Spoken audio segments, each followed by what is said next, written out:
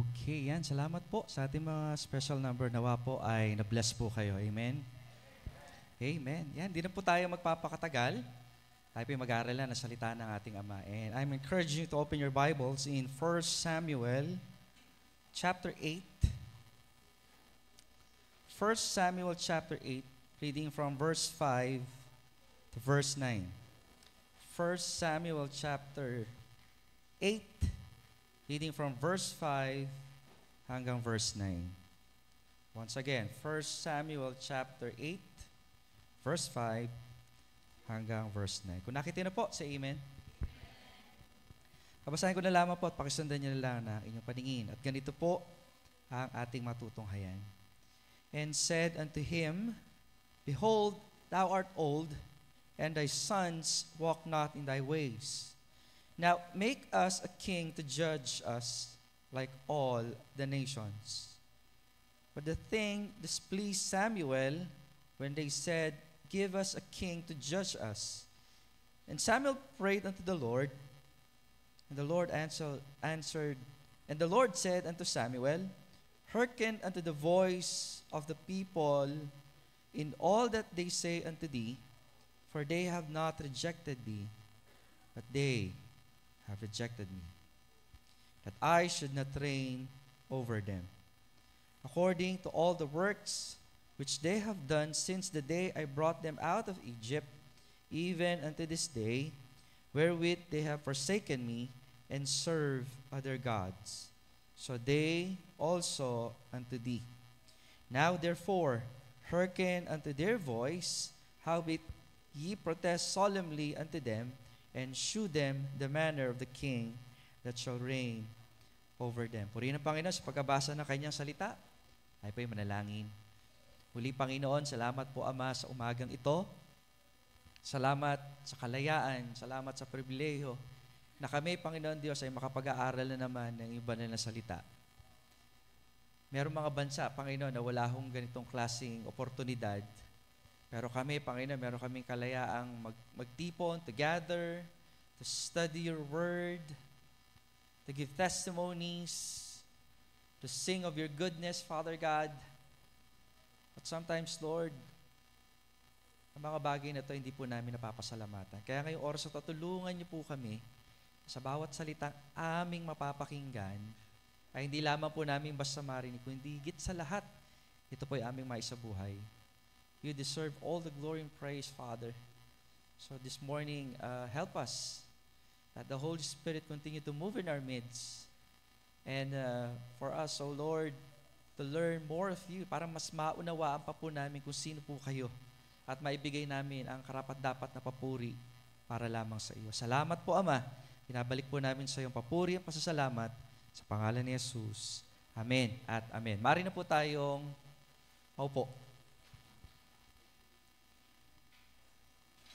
Rejecting foolishness in our choices.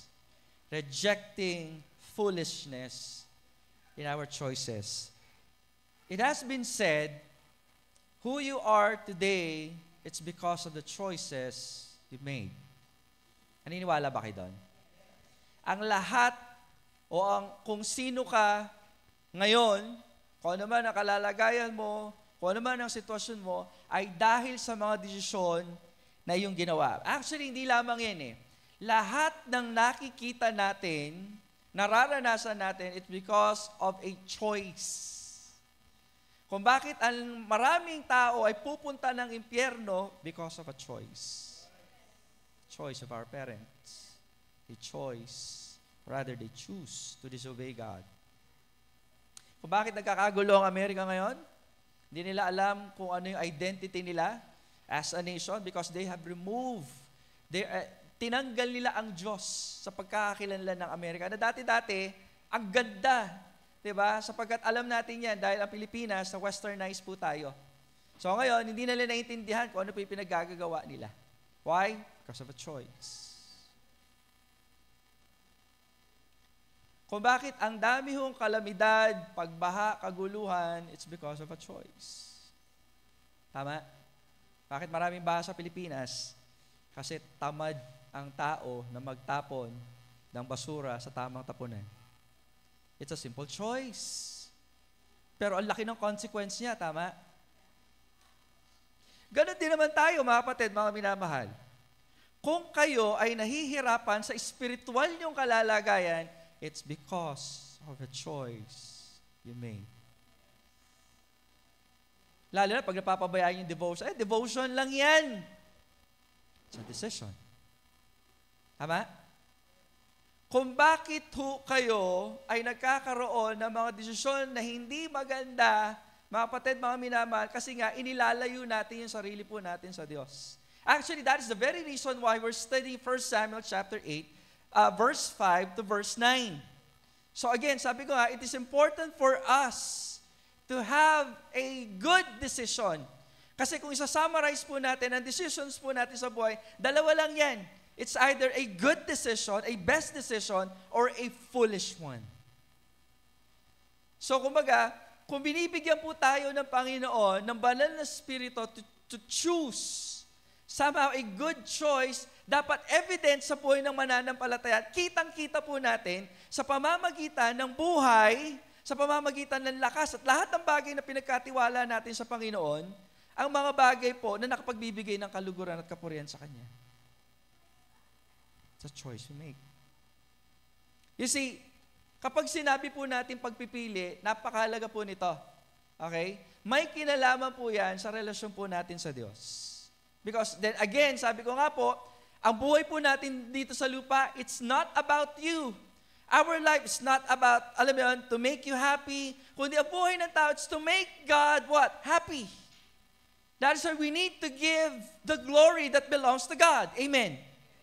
Yun po dapat yung ginagawa natin. So hindi tinatanong dito kung masaya ka. Hindi tinatanong dito kung, alam mo yun, magkaroon ng easement, ng comfort ang buhay. Dahil kahit na anong gawin natin, mga kapatid, mga minamahal, ang lahat ng bagay dito sa lupa, mawawala. Ang tanong ganito, nabigyan ba natin ng kapurihan ng Diyos? And giving glory to God is the best decision na magagawa ng isang mananampalataya. Amen? So ngayong umaga pong ito, titingnan po natin, okay? Rejecting foolishness in our choice or choices. Okay? Choices, kasi marami po yan. So dito sa pagkakataon pong ito, we're going to look at the background po muna. So sabi po kasi dito, ganito, sa verse 1, and it came to pass, when Samuel was old, that he made his sons judges over Israel. So you have to take note, mga kapatid, na ang Israel, alam naman po natin itong mga to, right? They have chosen over and over again, nagkakaroon ng battle sa kanila, so sundin ko pa yung Diyos o hindi? Kakatapos lang natin ng Joshua, right? Tama? Challenge ni Joshua yung Israel. Sabi niya, choose you this day whom you will serve. Laging ganun eh. Na dapat, wala nang ganun. Dapat hindi ka nagkakaroon ng dilema. Dapat, kapag sinabi natin paglilingkod sa Diyos, dahil naranasan mong kabutihan niya, the mercy of God, the grace of God, and everything that you have, it's because of God. Aba, wala tayong dapat gawin ngayon kundi papurihan, bigyan ng kaluguran ng Diyos. Wala nang tanong-tanong dun.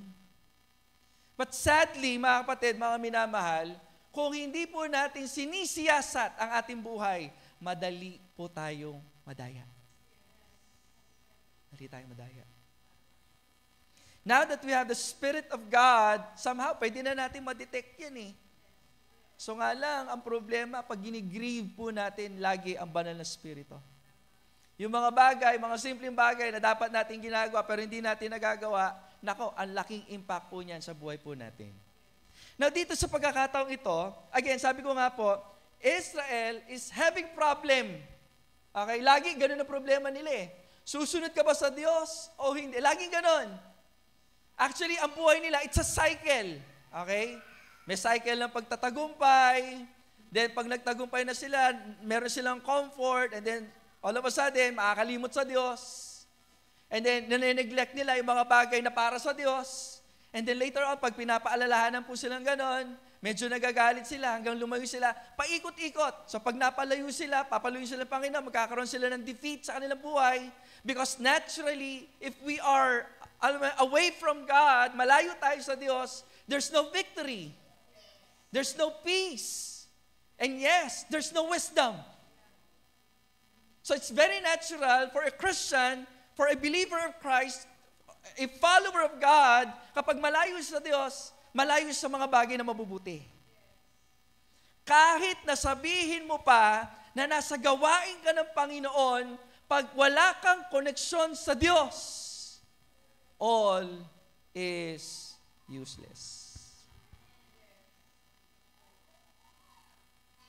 Kahit na gaano pa yung kaganda sa paningin ng ibang tao, walang kwenta yan sa paningin ng Diyos.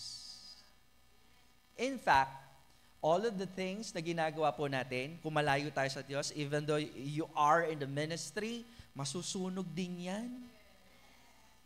Alam mo bakit? Kasi ang Diyos ang nakakabasa ng puso.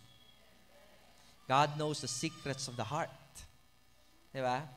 Kaso nga lang, sa parting ito ng Israel, bukod sa, alam mo yun, hindi na maayos yung puso, malayo sila sa Panginoon, technically and, alam mo yan, logically speaking, talagang mapapalayo sila. At even though yung ginagawa po nila, sa una, okay, pero bandang huli, marireveal kung sino talaga sila eh. Ganun talaga pag nasa Diyos. Tama? Kapag tayo nasa Diyos, ipapakita ng Diyos at ipapakilala sa ng Diyos kung sino ka talaga sa harapan niya. Wala naman tayong maitatago. Tama? Wala tayong maitatago. At dito sa mga taong ito, as if na para bang okay yung ginagawa nila, they have decided, okay, it's about time for us to have a king. Diba? Is there something wrong for them having a king? Wala naman. Kaso nga lang, yung motibo ang problema po nila dito. Let us check. Tingnan po natin.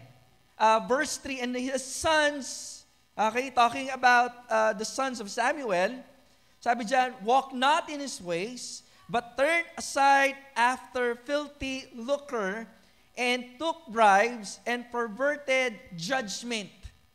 Okay, so nakakalungkot yan, lalo na sa mga anak ng lingkod ng Diyos. Okay? Kaya nga, ang ating pag-asa, ang ating lakas, tiwala, ay hindi natin dapat talaga inilalagak sa tao, kundi sa Diyos at sa Diyos po lamang. Kahit anak pa yan ng pastor, di ba, at one point sa kanyang buhay, talagang, alam yan, lahat nangangailangan niya ng tagapagligtas. And you need to pray for those people, those kind of people. Lalo na kapag lumaki sa church, alam natin lahat yan. Kaya nagpapasalamat tayo sa Panginoon that some of our young people that grew up in the church, may nagstay, merong hindi nagstay. Diba? Nagpapasalamat tayo sa Panginoon sa mga nagstay. Dalangin natin na magpakatatag sila at talaga ibigay nilang buhay nila sa paglilingkod nila sa Diyos. Ngayon, yung mga lumayo naman, pag-pray natin na ma-realize nila na ang buhay ay hindi lang dito sa lupa. Amen? Na ang buhay natin ay dapat talagang ilagak sa paglilingkod po natin sa Diyos. Okay? So tuloy po natin. Then, ang sabi dyan, verse 4, then all the elders of Israel gathered themselves together and came to Samuel unto Ramah, and said unto him, behold, thou art old, and thy sons walk not in thy ways. Now, make us a king to judge us like all the nations. That's very sad state sa isang bansa, kagaya ng Israel. If you have to make a decision, wag mong ilalayo ang Diyos sa buhay mo. Amen? Kinakailangan mo siyang i-consider. Because considering God in your decision is a wise decision. Proverbs chapter 3, verse 5. Amen? Ano sabi nga kasi doon? Trust in the Lord with all thine heart and lean not into your own understanding. Ano sabi doon kasunod? In all your ways, acknowledge Him. Ano yung kasunod doon? Hindi kaya kung bakit tayo laging naliligaw sa mga pagpipili natin sa buhay kasi hindi tayo nagtitiwala sa Diyos. And if you're not trusting God in every part ng ating buhay, then therefore you're living in foolishness. You are a foolish person. You cannot separate that. Doing foolish things makes you a foolish person. Tama? That's your identity. Kasi ganun yung ginagawa mo eh. Kung pumipili ka ng mga kamangmangan sa buhay, mangmang ng tao. At kung bakit ka naging mangmang, kasi napalayo ka sa Diyos. You need to remember that. Our identity is not within us anymore. Our identity is in Christ. Galatians chapter 2, verse 20. Amen? I am crucified with Christ. Nevertheless, I live. Yet not I, but Christ liveth in me. Siya na nabubuhay. And if you're making a foolish decision, I'm sorry to say, hindi ikaw ang nabubuhay. Kung hindi ikaw ang identity mo, you are a foolish person. So dito sa pagkakataong ito, mga kapatid, they have decided to make a decision na hindi muna nagtatanong sa Diyos. Okay? So ano po meron dito? So sagutin lang natin yung tanong, what makes a foolish decision? What makes a foolish decision? Number one, hindi po tayo papakatagal. Okay?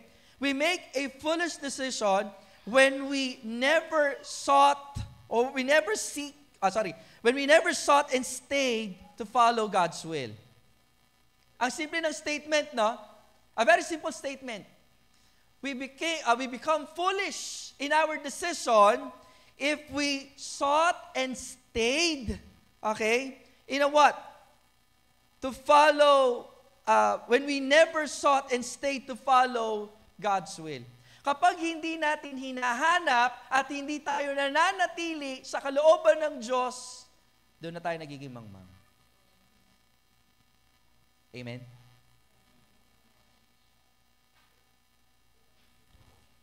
When we talk about seeking God's will sa buhay po natin, napakahalaga po niyan. Kasi kinikilala mo siya na siya yung lahat. And in this case, you are seeking God because He is the King and He is on the throne. And He is making the decision. Kasi sa ganang sa iyo, hindi mo alam saan mo dadalhin ang buhay mo. Tama nga naman eh.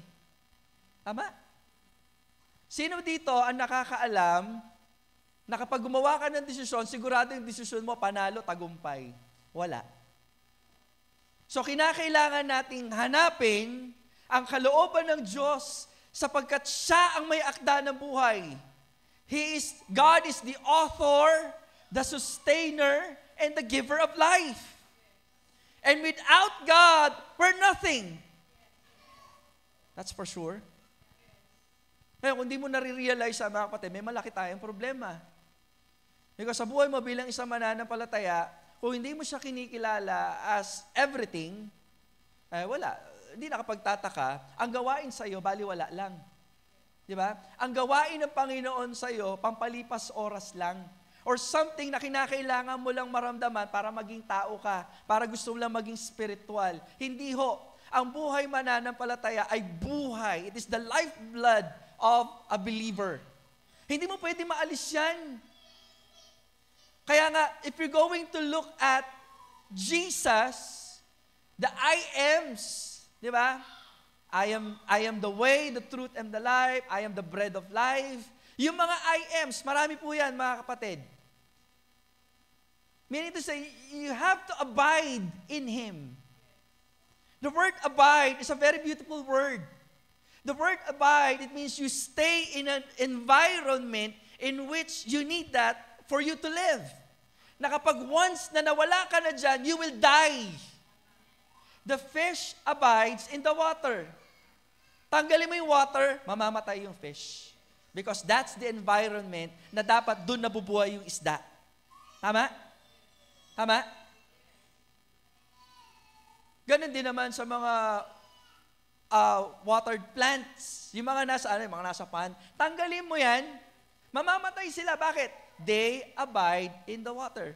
That's their environment. Pag once na tinanggal mo sila dyan, automatically they will die.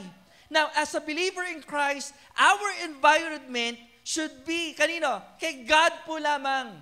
That once that you remove, di ba, you are away from God, sigurado mamamatay ka. You will die. Of course, we're not talking about salvation. Kasi pinag-uusapan natin dito mga kapatid, ay napakalaga. Kaya maraming Kristiyano, they don't live, they just exist. Diba? Ang gusto ng Diyos mga kapatid sa buhay po natin, gusto ng Diyos malubos ang buhay mo. We need to be careful with that word. Pag sinabing malubos, hindi yung yumamang ka, hindi yung sumikat ka, kundi sa anumang pagkakataon, anumang sitwasyon, magkaroon ka ng kapayapaan, kagalakan, dahil nasa Diyos ka. You see, it's a very foolish decision, di ba? For us to never sought and stayed to follow God's will. Hindi makakabuti sa isang mananampalataya. Mga kapatid, kung siya yung hari at sinusuway mo siya, hindi ho maganda yan. Kasi the moment that you refuse to obey the king, nagiging insubordinate ka, hindi ka sumusunod ng tama. Tama? Kaya mga kapatid, bilang isang mananampalataya, kinakailangan po nating hanapin, at manatili sa kalooban ng Diyos. Maraming tao natagpuan na nila kalooban ng Diyos pero hindi sila nananatili doon. Bakit? Ang tingin nila sa buhay mananampalataya, boring. Boring ba ang buhay Kristiyano? Boring ba siya? Hindi. Yung mga taong naboboring, mga kapatid, sinisigurado ko sa inyo, hindi sila sold out. May something pa sa buhay nila na hindi pa rin nila naisusuko hanggang ngayon. Kasi ang taong suko sa Panginoon, pag inilapit mo sa Kanya yung mga spiritual na bagay, dahil meron siyang spirito, nagagalak siya sa mga spiritual na bagay. Kung dati-dati ka makamundo at naging spiritual ka, at talagang naging sold out ka, sinurrender mo sa Panginoon, yung mga bagay na makamundo, therefore, nawawalan ka na ng gana. So, hindi na natin gusto ang K-pop, right? Amen? Gusto niyo pa, ha? Hindi na natin gusto si Netflix. Tahimik lahat. Delikado to, ha?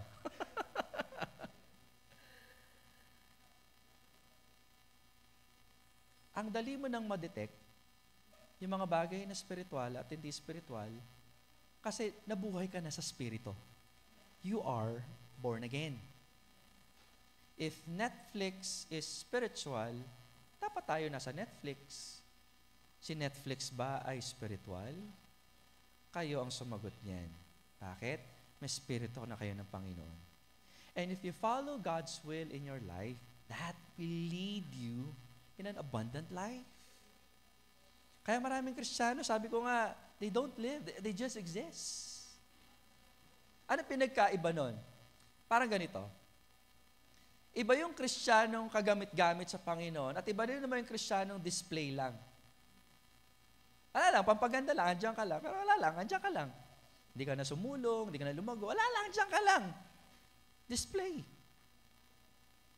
Amen? Mga kapatid, nakakalungkot sa buhay Kristiyano kapag nanatili lang tayong display. Baga meron tayong bisita, sabi ko nga po, nabubuhay po tayo, lalo na in the church, when we are having corporate worship, mas maganda lahat kayo, may parte, tumatayo tayo dito kahit wala nakaupo dyan. Because when we are serving God, we serve for the audience of one. And that is God. Hindi kayo. Although pumapalakpak kayo. By the way, sa ibang church, hindi nila pinapractice na pumalakpak. Okay? So, okay lang yan. Pero ang punto natin, kapag naglilingkod tayo sa Panginoon, ang laging thinking natin, ginagawa ko to para sa Diyos na nagligtas sa akin. Para sa Diyos na nagmahal sa akin. Kahit na hindi ako karapat-dapat mahalin. We don't deserve God's love. We don't deserve God's grace. Although redundant na yung, alam mo yun. You see, wala tayong deserve.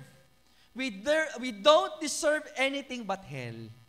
But here we are, God has given us His grace kung bakit tayo may pagkakataon ngayon para ang buhay natin na dating pinapasaya natin yung sarili natin, nabago na. Ang pinapasaya na natin, ang Diyos na mismo. Siya na. Yun yung kalooban ng Diyos. Yun yung naputol na relasyon, mga kapatid.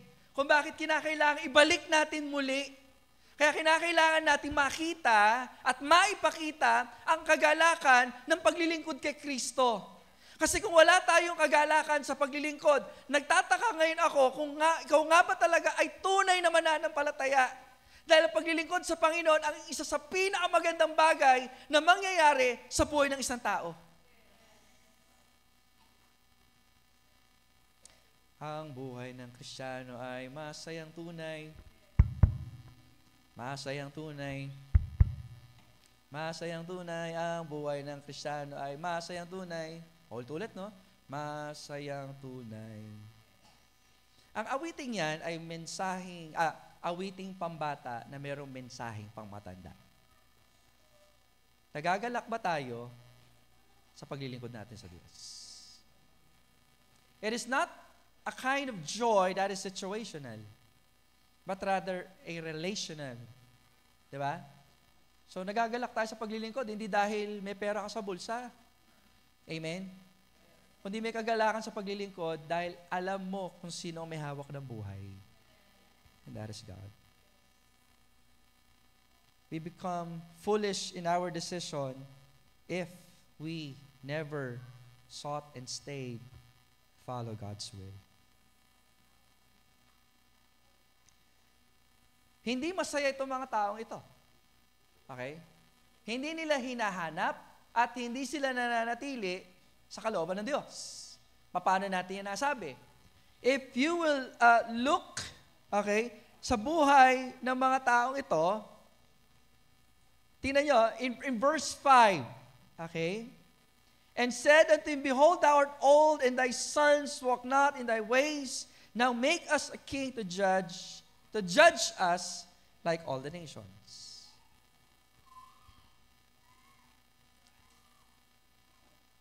Makikita po natin dyan, sabihin natin, meron silang inggit. Okay? Kapag hindi mo talaga alam at hinahanap ang kalooban ng Diyos, ang daling mainggit. Amen? Kapag hindi mo hinahanap at hindi ka nananatili sa kalooban ng Diyos, kapag nagkakaroon ka ng problema, madalas mong sinisisi yung iba. That's the problem for those who says, I know God and I love God, but sadly, hindi na hinahanap yung gusto ng Panginoon sa kanilang buhay. Kasi gusto lang nila yung kanila. Okay? Ano yung gusto ko? Ano yung magpapasaya sa akin? So kapag hindi nila nakukuha yan, ang daling tumingin sa iba, bakit sila meron, ako wala. Tapos pag nagkakaroon ng problema sa kanilang buhay, ibig sa magtiwala sila sa Panginoon, sinisisi nila yung mga nakapaligid sa kanila. Amen? Parang Pilipino lang yan eh. Oh, bakit mahirap ang Pilipinas? Kasi si Bongbong Marcos, diba? Amen? Nakakalungkot isipin. Ganyan ang klase ng sitwasyon sa buhay ng isang tao na malayo sa Diyos. Madaling manisi, madaling magturo ng kamay, at madaling mainggit sapagkat hindi man lamang sila nagbigay ng effort para hanapin at manatili sa kalooban ng Diyos. Ang Israel kasi sila yung tipo ng taong sa Diyos sila kapag maayos ang buhay. Kapag medyo hindi maayos, hahanap yan ng iba. Ganito kamangmang. Ganito let me use the word, ganito ka bad trip tong mga taong ito. Okay? Forgive me for the word. Di ba? Pero ganun sila. Okay? Hindi nila sinisiyasat mabuti. Okay? Lagi ang sukatan ng kanilang kagalakan, hindi paglilingkod sa Diyos eh. Kundi kung ano yung gusto nila. It's all about them. No wonder, kapag may opportunity sa labas, they don't stay on God's will. Kasi hanapin nila kung ano yung magpapasaya sa kanila. Amen? So again, if you are doing that, then therefore you are living in a foolish lifestyle. Pangalawa. They never set to make God a priority and a necessity. They never set to make God a priority and a necessity. Anong ibig sabihin nito, mga kapatid? So dito sa pagkakataong ito, kung bakit ang dali po nilang maghanap, kasi hindi naman ang Diyos ang nauuna sa kanila. Hindi siya yung priority. Amen? Kung sa buhay mo bilang isang mananampalataya, you make foolish decision sa buhay mo, sinisigurado ko sa iyo kasi ang Diyos hindi siya nauuna sa iyo. Dapat mo siyang unahin lagi. At dapat mong isipin na kailangan mo siya sa bawat desisyon na iyong ginagawa. Itong mga taong ito, out of their, alam mo yun, arrogance, hindi ignorance eh. Kasi paulit-ulit, ang Diyos nagpapaalala siya eh. Diba? Miracle after miracle, pinapakita ng Panginoon yung kanyang pagmamahal, yung kanyang kapangyarihan, yung kanyang provisions. Para ipakita sa Israel, ang lahat ng ito ay nangyayari dahil kasama niyo ako. Na kapag once na nawala ako, wala kayo. So ano dapat nilang gawin? Kilalanin nila na ang Diyos sa pinaglilingkuran nila, kinakailangan i-prioritize nila. Kinakailangan isipin nila na kailangan nila ang Diyos. Yan ang problema. That is the problem of many people today. Diba? Having difficulty understanding the gospel kasi akala nila, kaya ko na.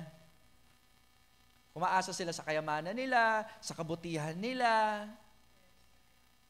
Naranasan natin ang pagbabahagi ng salita ng Diyos. And nakita natin over and over again because of their arrogance.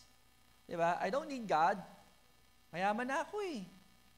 I don't need God. Mabait na ako eh. Itong mga bagay na ito, mga kapatid, hindi lamang natin tinitignan sa evangelistic part, sa buhay din natin bilang isang mananampalataya. Huwag tayong maging arugante, mga kapatid. Kinakailangan maging humble po tayo lagi. If we are not humble in the sight of God, paano tayo lilift ng Panginoon? So you have to understand, believers in Christ again, to make, or every time we make a decision, lagi priority natin ang Panginoon. Wag na wag kang magdidesisyon na wala ang Diyos. Because God is necessary, or necessity po siya. Kailangan siya. Mahalaga siya. Wag natin siyang ilalayo at wag natin siyang iwawala sapagkat kailangan yan sa buhay ng isang mananampalataya. Number 3 and last, hindi na po akong kapakatagal. Okay? So what makes a foolish decision? They don't know the consequences of their sins because they ignore God's leading. Okay? Although nabanggit ko na po ito natin. Okay? So they don't know the consequences of their sin because they ignore God's leading. Tignan po natin, ano yung sinagot ng Panginoon? So every time we make a foolish decision, God grieves. We're talking about relationship here. Okay? Lalo-lalo na kapag buhay mo talagang hindi mo alam pinaggagawa mo, nalulungkot ang Diyos. Tingnan po natin verse 7. And the Lord said unto Samuel, hearken unto their voice. Okay? The voice of the people in all that they say unto thee. Have you noticed that? Malungkot ang Diyos dito. Hindi sinabing, sige, sundin mo sila dahil masaya sila. Hindi. It is the permissive will of God. But God is sad. Malungkot ang Diyos. Kasi instead na piliin siya, sa point number 2 natin kanina, instead na dapat maging priority siya, nasa hulihan siya. Hindi siya kinonsider. Tama? So ang sabi niya dyan ngayon, hearken unto their voice. Sapagkat ano sabi? Ano kasunod? For they have not rejected thee. Kasi dahil lingkod to ng Panginoon, syempre siya yung nagtuturo, sabi lang, huwag ka malungkot. Okay? At hindi ka naman dapat malungkot kasi hindi naman ikaw ang na-reject. Parang sa evangelism din, kapag minsan, nahiya kang kasi mapapahiya ka, sinasabi ng Lord, hindi naman ikaw ang pinahiya nila, ako ang pinahiya nila. Di ba? So sabi dyan, for they have not rejected thee, but they have rejected me. Again, it's relational. Hindi ka lang kasi basta pumipili ng desisyon. Konektado lagi yan sa puso ng Diyos, sa relationship natin sa Diyos. But they have rejected me that I should not reign over them. In spite of everything na ginawa ng Diyos, mas pinili ng mga taong ito na sundin kung ano yung trip nila. Let me use the word trip. Kasi kung wise decision yan, di ba, talagang essential siya, talagang, alam mo yun, pwede pa eh. So nga lang, hindi yan ang kalooban ng Panginoon eh. Lagi, pag sinabi natin kalooban, maraming pwede tayong isipin na factor. Okay? Sa bawat desisyon, kinoconsider lagi natin ng Diyos. May mga pagkakataon na hindi mo maintindihan eh. Remember si Sarah? Di ba? Bakit siya natawa? Kasi ang promise ni God, this next year, sabi niya, magkakaanak ka. Sabi niya kay Sarah. Natawa siya. Kasi sabi niya, dalawang factor iniisip niya. Una, barren siya. Pangalawa, matanda na siya. So, ano sinabi ng Panginoon? May posible ba sa akin? Di ba? Para sa buhay natin, bilang sa mananampalataya. Kasi kung bakit tayo madalas nalulungkot sa mga pinapanalangin natin na tila ba hindi nasasagot, tandaan nyo sa Diyos, hindi late ang sagot ng Diyos. Lagi ang Diyos, perfect timing siya. Makulit ka lang. Okay? Mangmang ka lang. Ayaw gamitin yung word. Baliw-baliwan ka lang. Pero sa katotohanan, ang Diyos, lagi perfect timing siya. Kaya nga, it boils down to our relationship to God. Kaya nga, nung nagkaroon sila ng bad decision in their life, ano nangyari? Nalungkot ang Diyos. Diba? It doesn't necessarily mean it's a sin in a sense, pero kaso nga lang, it's a decision na para bang, alam mo yun, pwede mo naman akong piliin. Pwede mo naman akong tanungin. Diba? Pwede mo naman ako i-consider in every decisions you will make. Kaso nga lang, di man lang sumagi sa kaisipan ng mga ito. Pabigla-bigla, padalos-dalos, nang dahil sa inggit, nang dahil sa, alam mo yun, hindi magandang leadership, they have decided to choose a king instead of God na nag-provide sa kanila ng lahat-lahat. That makes a foolish decision. That makes a foolish decision. God is essential.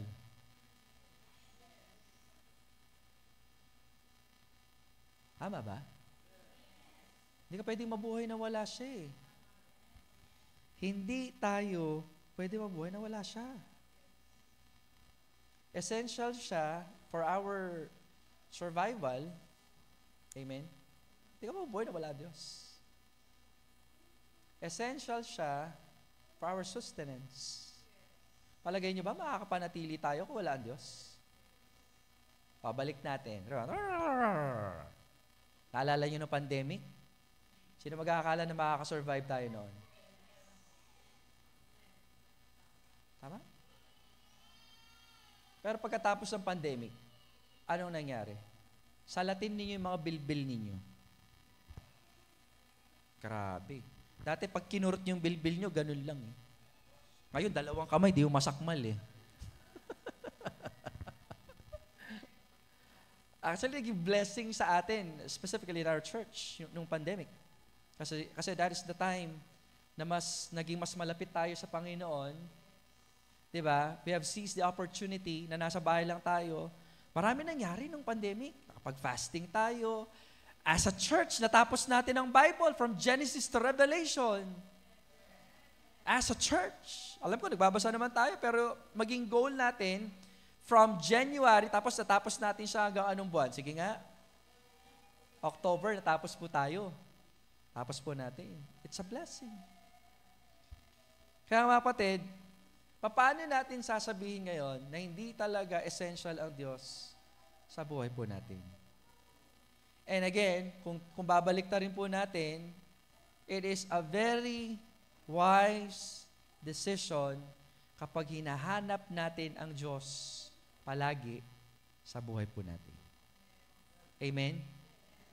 Now, mga kapatid, kung iniisip ninyo na pagod na kayo sa paglilingkod, isipin nyo, palitan ninyo yung kaisipan ninyo kasi yun ang sinasabi ng Romans chapter 12, verse 1 and in verse 2, specifically in verse 2. Ano sabi kasi doon? And be not conformed to this world, but be ye transformed by the renewing of your mind. Good, acceptable, perfect will of God. Napakabuti ng Diyos sa atin, ano? Hindi tayo sikat na church at wala tayong plano maging sikat.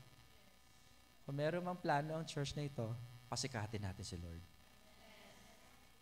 Salamat lang, may mga missionaryong dinadako dito para at least mag-impart ng kanilang, alam mo yun, knowledge na ibinigay din naman ng Panginoon sa kanila.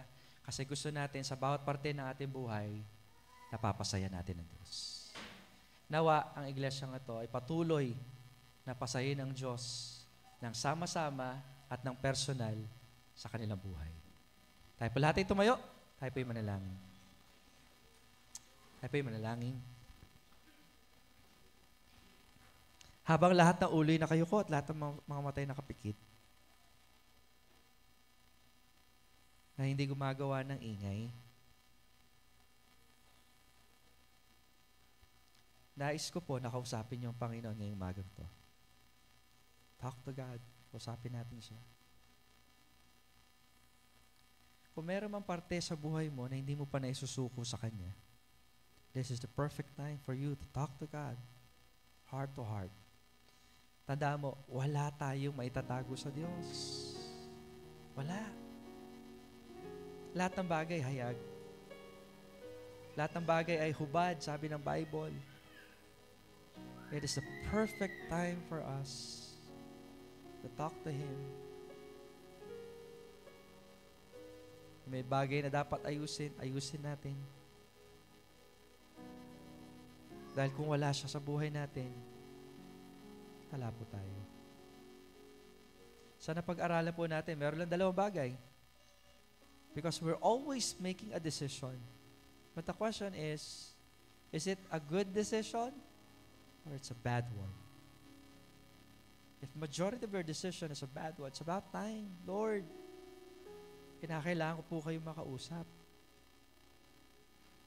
Kahit na may gawain po akong ginagawa, kahit na ako po ay nagsusongli, kahit ako'y pastor, o di maayos ang aking puso, ang lahat ng aming gagawin ay baliwala.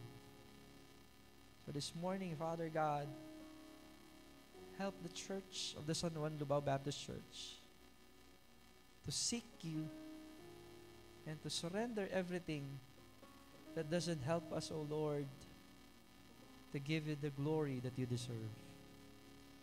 Ama, hiningi ko po, Panginoon Diyos, ngayong umagang ito, na patuloy po naming makilala, masiyasat ang aming sarili, at maituwid yung mga bagay na hindi nararapat para lamang po sa inyong kapurihan.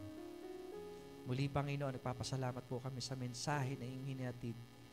Dalangin ko po, Panginoon Diyos, na sa aming pong buhay ay magkaroon po kami ng tamang desisyon at sumunod at magtiwala ng lubos sa inyo. Salamat po ng marami, Ama. Dinadalangin po namin ang lahat ng ito ng may pagpupuri at pagpapasalamat.